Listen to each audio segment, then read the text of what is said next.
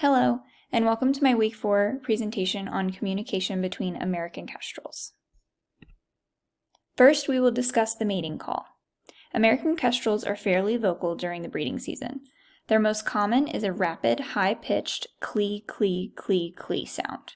The male often flutter glides and calls as he approaches the nest and site when delivering prey. When he does, the female flies out of the nest cavity and flutter glides with him. And important things to note are the clee call itself, which is the rapid, high-pitched clee, clee, clee, clee sound, their body language, and then the pair joining together. So why is this important?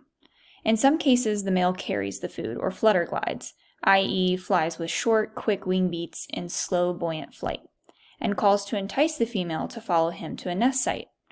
American kestrels are fairly vocal during the breeding season. Both fly together to perch, and the male transfers food to the female.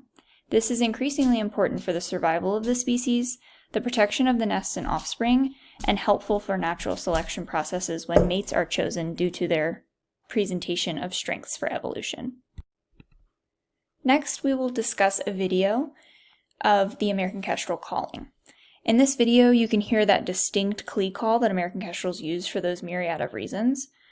While it is very hard to find footage of kestrels communicating during mating or courtship, this video is a great representation of the call that is unique to these birds.